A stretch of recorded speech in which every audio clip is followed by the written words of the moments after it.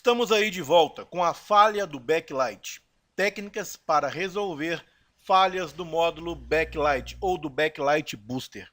Nós temos aqui então duas dicas hoje para vocês resolverem as falhas dos seus circuitos dos backlights dos iPhone 7 Plus para baixo.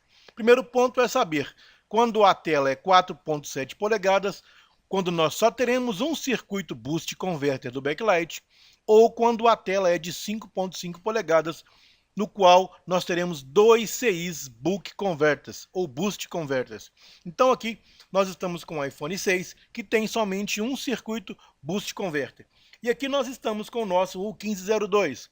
O U1502 é aquele circuito integrado que pega a tensão PP-VCC main, através do indutor e de capacitores, vão fazer o boost, vão elevar a tensão para aproximadamente 18 volts, para que os seus conjuntos de LEDs acendam.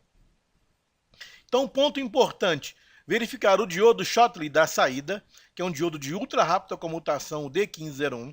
Caso o seu diodo esteja bom, você vai verificar se as portas de saída estão abertas. O que quer dizer isso? Eu quero verificar se as trilhas do anodo e dos dois catodos, respectivamente, terminal D1, anodo, D2, catodo 2 e D3, catodo 1, estão abertas, ou seja, se a trilha tem ligação desses dois pontos até as saídas dos FLs para o conector FPC. Então, o que você vai fazer?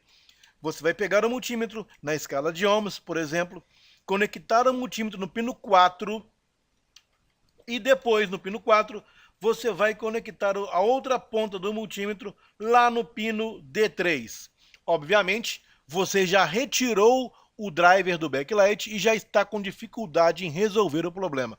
Então você vai remover o CI do backlight, vai conectar uma ponta de prova na escala de 200 ohms aqui no pad D3, outra ponta de prova no conector FPC no pino 4. Então eu quero que você conecte exatamente aqui no pino 4. A resistência tem que dar igual ou próximo a zero. Próximo teste. Teste de curto, ou seja, você sabe que o negativo do backlight é diferente da board. Eu quero que você faça um teste de curto, verificando se existe um curto para o terra comum da board. Então aquela ponta de prova que estava no pad do CI, mantém uma ponta de prova no pino 4, e a outra ponta você vai conectar no terra, por exemplo, no terra do capacitor C2018, ou no terra comum da board, qualquer parte da blindagem, tem que dar open line ou alta resistência. Faça esse mesmo teste com os outros pads. Então vamos ver como funciona. Pad D2. O pad D2 mantém uma ponta de prova no multímetro da escala de 200 ohms nesse pad do CI. E agora, na outra ponta do FPC, você vai conectar na ponta do FPC no pad 1. Então, do pad 1 do FPC até o pad D2 tem que dar baixa resistência, igual ao próximo a zero. Faça esse teste daqui para o terra. Então, deixe uma ponta de prova no D3, outra ponta de prova no terra. Tem que dar open line. Agora vamos lá ao catodo, ao anodo, desculpa. O anodo é o pad D1. Então, aqui eu tenho o pad D1 é o positivo, e os pads D2 e D3 são os dois catodos.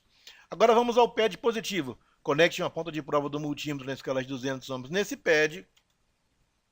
E a outra ponta de prova você vai conectar no pino 2 do conector FPC. Tem que dar resistência igual ao próximo a zero. Faça o teste agora em relação ao terra comum da board. Tem que dar open line. Então encoste no terra comum da board, qualquer parte da shield, e encoste aqui, tem que dar open line. Agora vamos lá ao teste final. Caso eu queira, eu posso também alimentar esse CI com a fonte externa. Então vou botar minha board, pegar uma fonte externa, chavear a fonte em 18 volts, corrente máxima 100 mA, colocar o positivo da fonte nesse pad D1 ou soldar aqui no diodo, é mais fácil.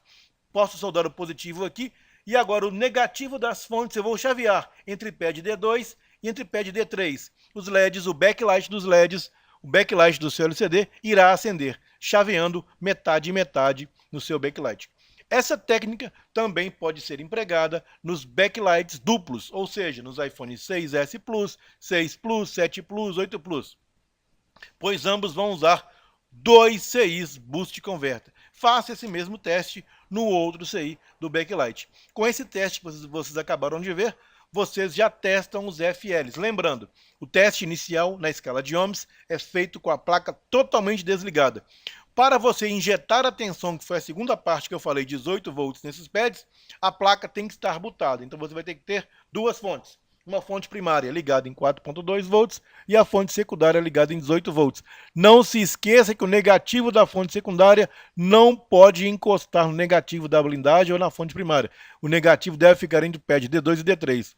Se você quiser acender os dois backlights dos LEDs completamente, feche os dois pinos, D2 com D3, o backlight iluminará perfeitamente. Abraço, muito obrigado. Então, senhores, seguindo a nossa lógica da análise do backlight, vamos aqui agora analisar um 8 Plus.